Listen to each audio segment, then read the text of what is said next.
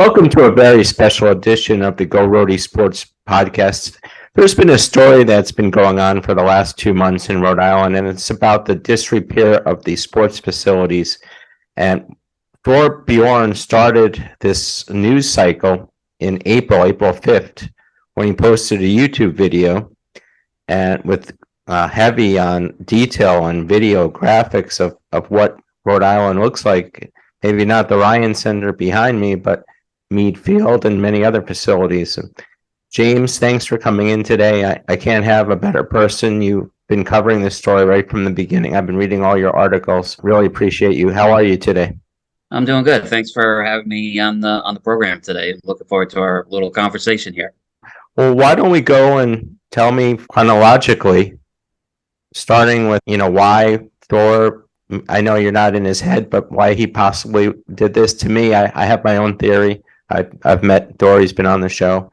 I think. And getting to know Thorr, he's very, very, very nice gentleman. Definitely very passionate about all things URI athletics. I think it boils down to a few things. One is when he started pushing out the videos, as you mentioned, the YouTube videos of showing the fields really in disrepair. I did actually have a weekend with Thorr, or a Saturday rather, to take a look around the area. And yes, with respect to the Ryan Center and really it being a really nice facility there, but the same unfortunately can't really be said for some of the other facilities there, and they were really in desperate need of upgrading these facilities. So for Thorr to actually put this on a YouTube video and to physically show not just the elected leaders, but just the public at large, what everybody is kind of looking at. And it's really kind of also puts a big spotlight on just the dichotomy of what's going on at URI. Yes, URI has invested a lot in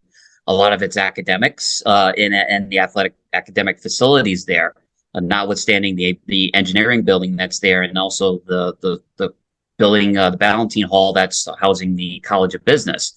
Obviously, that's very important to the university, and it's certainly showing that in its investment.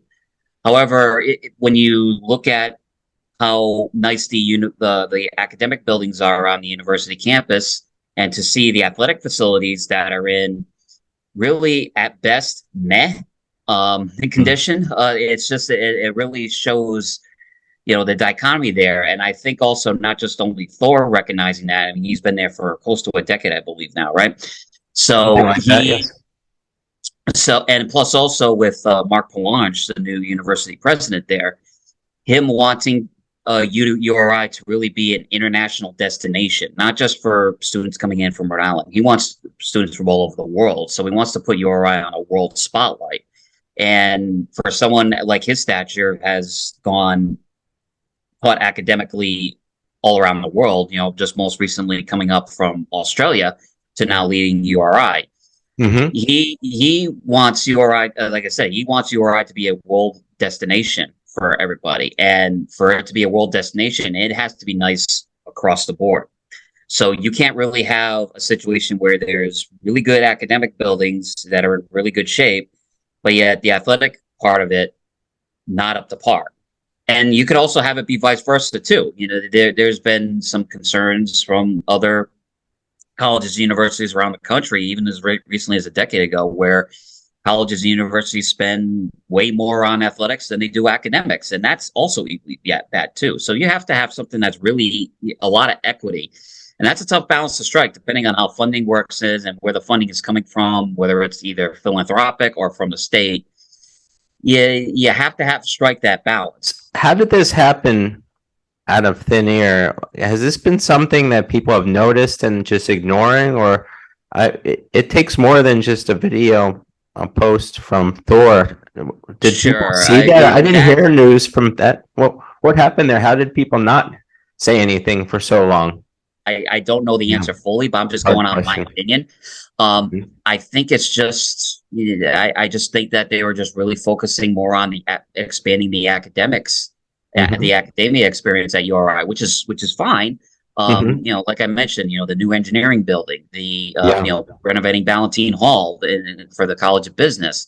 And also, speaking as a journalist, while I did not attend URI, but I understand, they invested very heavily into creating the Harrington School of Media and Communications. That's in Ranger Hall on campus. So they really put a lot of focus on the academia side of things. And also the other thing too is, like I mentioned, the game of the NCAA has changed a lot in whether it comes to name, image, and likeness now. You also have athletes going into the transfer portal, which is essentially college's version of the free agent market. Yes. So URI needs to, you didn't have that during the time, mostly when David Dorley was leading the university. And I say that with respect because I think he did a lot for the university in his own capacity. But at the same time, I think now URI is recognizing that the game is changing in the fact that if you invest in athletic facilities and if you really upgrade things to have it be a really good experience for the student athlete, and also knowing that the student athlete can very easily turn around and say, I'm going to want to go somewhere else. They have to get up to speed with that, and they don't have to look around like different colleges and universities in different states. I think whether it's a University of Albany or any other Temple University or St. Bonaventure or anything like that. All they got to do is just go 40 minutes north and see what PC has done the last 10 years. Yeah. PC has invested a lot in its athletic program, upgraded its athletic facilities. And by the way, they are way ahead of everybody, at least in the Northeast, let alone Rhode Island, when it comes to how it's promoting name, image, and likeness for its athletes. So if you want, athletes at the University of Rhode Island to be part of the Rhody Ruckus, if you will, URI has to do some serious investing, and this is a very good start, at least on the state side end of it, to be able to help with that. Because again, especially, and the other thing too is, Meade Stadium is a big thing because the URI football program is starting to go on the rise. Their teams are starting to have some really good teams after many years of being dormant, and I'm saying that in a kind way. It's. So the fact that they know that football, if done right, can be a really good positive for URI. I mean, that's where they have to kind of go in this route. Now, how URI is going to take that, it's going to take some time, but also marketing their athletic facilities to have them be in top notch in that sense is going to be a critical factor as part of its recruiting, especially in order to try to help athletes with NIL. Why don't we go through a videotape and see the footage that you saw that brought you over to meet with Thorr? There you have the two sidekicks there, Thorr and Shane, who is impacted by this. Yes, and I feel for Shane too, because from talking with Thorr, Shane is very devoted to URI athletics, in general. And I still remember, I think it was either last year or the year before, where there was a situation where Shane couldn't cover a URI basketball game. I think it was at Virginia Commonwealth University. Yes, you're right on there, James. Because the where he could broadcast, he couldn't access because he couldn't go up the steps because of his condition. National news. He brought on a great national story that will help a lot of people. Right, absolutely. Backyard, look what's happening. Right. So now, unfortunately, with URI, with Meade Stadium and the East Stands, multiply that by 10. I mean, it's like because unfortunately Shane cannot make it up there. I mean, it's. The whole purpose of, obviously, with Meade Stadium is to not only make the facility better, but also at the very least, you got to make it ADA compliant. I mean, there's no way, if Shane's case, who struggles in his regard to go up the steps, I can only imagine if someone else who is even in worse shape being able to go up there. And not only that, I mean, it's just the appeal of it. Like when I went there, I mean, the field, the new turf field that they have at URI, it's gorgeous. I mean, the colors pop. It's like when you see the field of it itself, it's just like, oof, wow, this is definitely sharp looking. But then you look at the stands, it's just like, it's like you go from it's like you you put the engine of a Ferrari inside a Pinto, if I can describe it that way. It's just unfortunate. And the other thing too, when I was talking with Thor a while ago, or when I visited him, he mentioned to me about, they were trying to recruit a player from Boise State to help play for URI for football. Now, Boise State, while certainly not on the level of, say, Ohio State, Michigan, Alabama, or anything like that, but Boise State's a well-known commodity in college football. So they were trying to recruit an athlete to come to URI, and the athlete point blank told them, "Hey, we love your coaches. The field looks awesome, but your stands, ugh." Wow, that was his exact word. Ugh. It's just like yeah, students notice. It's just like especially if they've been to another with another college program and experienced those sort of top end facilities and everything like that. So it's when you see, and plus the other thing too, it's just like like I said, for the student experience. I mean, you kind of want things to really pop. Yeah, the crowd noise will obviously be a part of it. Like the fan atmosphere and everything. But you also kind of want to be comfortable too. It's just like, and you kind of want to be in a really nice venue to basically enjoy yourself. And the other thing too, you mentioned as part of the video too, is they were showing some of the concession stands. Right now, the concession stands are nothing. And part of the issue, and this isn't talking with Representative McAtee for one of the stories that I wrote, she said that URI has to use food trucks to have. URI has to use food trucks. They have to use porta potties and everything. That's that's something that you deal with, like if you're doing a tailgate. You shouldn't be having to do that inside the actual stadium. Okay, so and the other thing too, it's like if you're renting food trucks, that's costing URI money. You have to rent the food trucks to come by, and whatever money that the food trucks collect, that goes with the food truck away from the stadium for the day. URI's concession, if URI had like an actual concession stands, yes, you would be saving a lot of money in terms of renting, not having to rent a food truck, number one. Yeah. But also any money that brings in from the concession stands, that could also be used for, to help support the athletic program in some way. When I looked at the track, I was like, "Oh my God!" Like, how does a university, like, regardless if if you're the state's flagship university or anything like that, how does a college allow that to happen? I mean, that was like, I was looking at that, I was like, "Are you kidding me?" It looked like, and I'm being quite honest here, and I mean it's all respect to the URI and Thor, who understands this. I looked at that track and it looked, no kidding, it looked like a rundown go-kart track that was shut down from 40 years ago. And you have top end at URI, you have some top end track and field athletes. Yes. And I'm shocked that your track coaches must be the most amazing recruiters on the planet. Because I have no idea how you can sell top end track athletes and tell them, "Oh, by the way, we don't have a track here." I mean, you have Mackle Fieldhouse, which is very nice, but you don't have an actual outdoor track. Yeah, I would like to meet those coaches because they are like the greatest recruiters in the world if they can pull that off. I was thinking the same thing.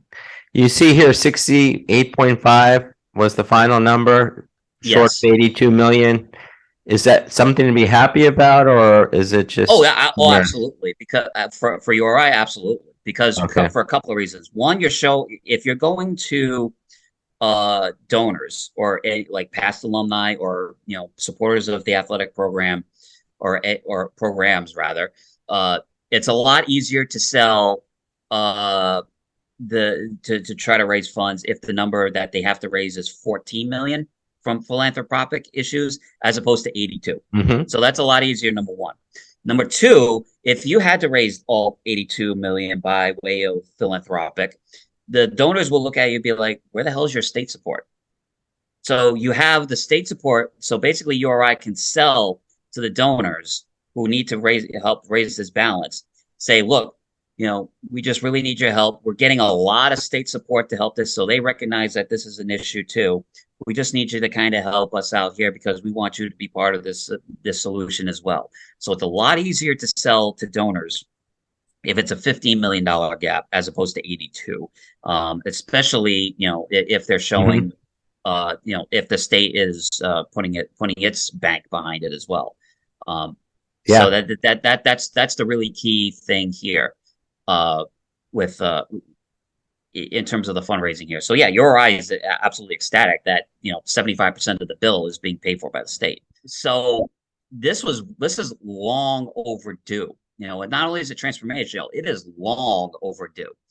I mean, they say like, oh, well, the Meade Stadium is a 50-year-old stadium. Well, so is the Amica Mutual Pavilion. Amica Mutual Pavilion, aka the Providence Civic Center, just turned 50 this year, and that building looks immaculate. Yeah. So yes. Now, in fairness, yes, it's overseen by the state with the Rhode Island Convention Center Authority, but it's also, they are in the process of redoing the roof. They did multiple, renovations to that to help get it upgraded. And the thing is too and the thing that I also forgot to mention as well, part of this is not just with the URI athletics. They want to use these athletic fields for something broader to welcome in outside organizations to help be on the campus too. Thorr mentioned he wants to bring back some state championship high school events from the Rhode Island Interscholastic League. It could be great if you could have the Super Bowl weekend at Meade Stadium. Same time, if URI could attract, the Super Bowl weekend, or maybe, boys and girls soccer championships or boys and girls lacrosse championships or anything like that, and have it be on a really, really, really good size field, a good conditioned field with really beautiful stands up there for all the schools and the parents and everything to be attending. It's, that's something that Thorr is really eyeballing. Well, James, stay with me here because you're going to be seeing some slides that match exactly what you're saying. And coming up, we'll get to those exactly. So you're very prescient when it comes to this. The timetable, it's not going to affect us right away, but we're going to have a 2-year period. Isn't that correct, James? Yeah, it's going to be about 2. Yeah, it's going to be about 2 years when it comes to the planning and finalizing the details as to what they want to do. This is the first time I'm actually seeing the looks like a mock-up of like what it would be. So that's actually cool. Big too. And here's what people have not realized yet, and this is what Thorr told me during my little trip down there. They're looking to extend the stands from to each of the 10-yard lines. So you're adding capacity to the stadium as well. It isn't just like upgrading or just replacing bleachers or adding a few things here and there. No. They're looking to do a full reno of Meade Stadium, particularly the east stands as well. The west side that's connected to the Ryan Center, that's totally fine. But they want to do the east stands to have it be more capacity, which again, more fans and also more revenue for the athletic program, football notwithstanding, but also, make it more attractive to athletes to be part of, a good program there, knowing that they're going actually into a fairly good sized stadium, especially in a region where football really isn't king. The second part is Meade and the track repairs. This over here, you're seeing there's already repairing going on underneath Meade Field, Meade Stadium. Yeah, they're gonna have. Did the money come that fast? Well, I mean, they probably had like some construction work that they were going to be doing. Obviously, they want, you have to do some maintenance every once in a while. Yeah. So you're gonna have to, if you're knowing that you're going to be doing a full refurb of the stadium, you may have some there to kind of get the ball rolling in a sense. So for Meade, I wouldn't be surprised if they're doing some work on it right now, mainly because for two reasons. One, they need to do the regular maintenance on this because people don't really realize, and I didn't realize this until when I spoke with Thorr, and I'll get to the track part in a sec. But to finish up with Meade, when I was talking with Thorr, He told me that before the start of this past football season, the fire marshal told them that they can only have 1,000 people on the east stands Wow. because the condition was that bad. So they were scrambling because this is like a week before kickoff. So so URI and the Athletics had to kind of work out somewhere where yeah they couldn't have all 5,000 people, but they could say maybe we can try to maybe get to and they negotiated to where they could have 3,000 people in the stands. Now, as far as the track goes, as I mentioned to you, like the track was like the saddest thing I've like how a university could allow that to happen, or any college, let alone URI, allow that to happen is just like unreal.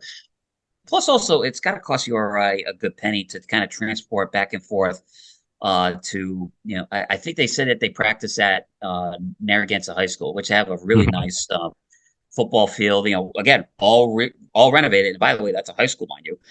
Yeah. All renovated, really nice field, gorgeous track over there. And it's not exactly, and Narragansett High School isn't exactly walking distance from the University of Rhode Island. It's not like it's a far drive, but that's a hell of a walk Yeah. to Narragansett High School. So yeah, they have to transport the athletes back and forth. So you have transportation costs going in just to practice or even maybe compete in a meet. And this is what we need. We don't have that. We know that, but this is just interesting to look at the two That's big yeah, ones. that looks about right. It's about like 40, yeah, it's gonna be about 42 mil for Meade, the outdoor, which is gonna be the biggest cost for obvious reasons, because you're literally redoing a stadium. The outdoor track, baseball field upgrades. The baseball field upgrades, it's mainly going to be excuse me, mainly the field that they're really Mhm. gonna do. The dugout Which too, I believe. what's that? There's a lot of dugout problems on the each one of these facilities. Yes, football, the softball field especially. Yeah, the dugouts need to get redone. The field for baseball specifically needs to get redone. It's not like the football. That's not football field. The baseball field is in bad shape, but it's the turf is actually worn down enough where you see the rubber, where it's Wow. like it's almost like 50-50 between the rubber and the actual what's supposed to be grass. Um, the infield is still pristine. I mean, it looks great like from a distance, but when you look at it up close, it's just like the actual like turf part of the grass part of the turf is just worn down, and they need to just redo it.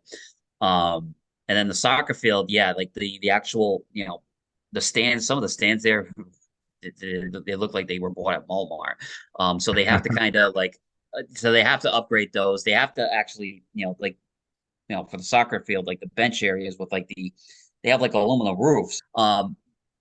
So yeah, they kind of need to upgrade those, and plus also the other thing too that people are not recognizing too is like a lot of these some of these upgrades, particularly for baseball, softball, soccer, and Meade, is upgrades to the press box, and there's a reason why for that. The biggest reason why is with ESPN Plus or any of these college streamings. Hmm. Part of this is they URI wants to have its games broadcast either on ESPN Plus or any of these other things. Or any of these other college sports outlets, like Flow Sports is another one. Very big. It has like a lot of it does like a lot of college sports and everything like that. Um, they need room to properly operate. And if they don't have the room to properly operate, particularly at Meade, where they said like it just gets very cramped up there with when all the like the coaches for both URI and the opposing teams, and then you have all the media up there. It gets very cramped up there, so they need more space for that. And but that aside, you have ESPN Plus and URI broadcasting, or ESPN Plus and Full Sports broadcasting URI games, whether it's football, baseball, softball, or anything like that. That's exposure. That's exposure for the university, not just the program, not just the athletic programs. That's Hmm. exposure for the university. That's a recruiting tool, not just for athletes, but that's also a recruiting tool to get students to want to come to URI to see what the experience is like. Well, we're looking at the proposed was already up to almost 100 million Yeah, it was like about needed. 106, 107 million that URI got as a whole. So Hmm. it actually got a little bit more from the state legislature than they initially were kind of proposing in this sense. But again, there's again with new leadership, not just with the governor's office at the state house, but also you have new leadership in the House, which the House of Representatives have a lot of say when it comes to the budget stuff. Uh, so yeah, URI got more than what it was would be getting in this sort of sense, because they also realized that URI means something to them. And also, again, state lawmakers visited URI. They were given the tour Yes. by Thor that they gave me, that he Hmm. gave me. Uh, so they saw firsthand as well. And when Thor was talking to some of these legislators, they were like, "Do you have any questions?" They're like, "No, we saw what we needed to see." And then then they took things back up to Smith Hill, to explain to them what the situation was, and the lawmakers responded to that. And we're looking at the breakdown of the deficiencies, the concession stands, the elevators that we need, baseball field, a lot of ADA compliancy and all of these things. This came from Keeney Blue. It's a phenomenal board, heavy emphasis on the basketball, but they're really business oriented. They know a jack of all trades. And one of the reasons why they think that URI was a little bit late to fix the facilities is because David Dooley was just winning so much. And whenever you're going to compete with fundraising for a school, a college building for a school, a scholastic building is going to win every time. And look at the number here, 328 million over about a 10-year period. So I think the focus at that time was there. If you're winning, why change anything? This is your bread and butter. And now we've done a lot. Now it's time to look at other areas. Well, yeah, as I mentioned to you earlier, like they URI did put a lot of investment into the school buildings. And the school buildings look great, because I mean, to be fair, academia at URI is certainly important. It is very much important, and you want to attract students to help to go attend classes there, and to be able to help build up any career opportunities, or even build up the workforce, whether it be internationally or within the state of Rhode Island. But again, as I mentioned to with President Vallanche, he's got a much broader vision. He's looking at URI as a whole.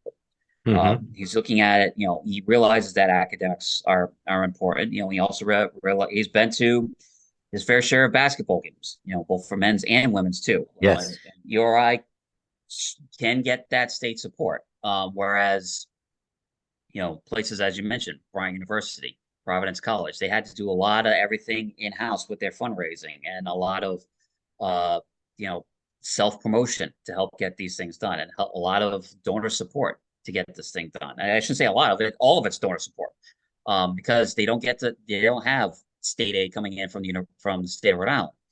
URI does, and the fact that URI can get that state support, but did not. But again, this is what happens when you don't heavily invest in the university as a whole, because you start to fall backwards in certain areas.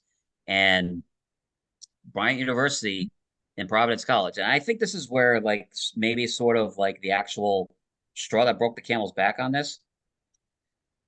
When Now, this is just my opinion, but 2 years ago, when Providence College made it to the Sweet 16, but also Bryant University made it uh to the NCAA tournament for the first time in men's basketball. First time that's ever happened for Bryant University. And yet URI is watching it from home on TV. I think at this point URI was like, you know what, we can't have this anymore.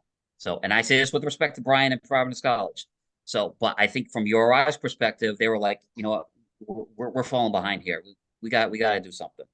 So once, and then Bryant, building off of that, is to your point, it's that they're going to be building a new on-campus arena, and that's going to be. And when I spoke with them at the time, they wouldn't give me a hard number as to like how much this building is going to be, but they said it's going to be all philanthropic support.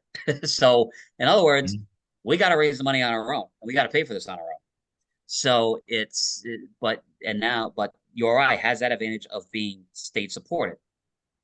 And when, once URI gets that state support, whether it's for academics or for athletics or anything like that, URI is no joke. I mean, URI can definitely be a major player in local college too. And if they can get that support for its athletic programs, you'll see URI start to trend upward too, with that. James, thanks so much for coming in today. I love your background. Providence is becoming a world-class city, maybe just like Rhode Island is becoming a world-class university. Thanks again. Let's see how it goes. All right, but thank you, Scott. I appreciate the time. And as always, when it comes to Rhody Sports, it's always Go Rhody. Thanks, James.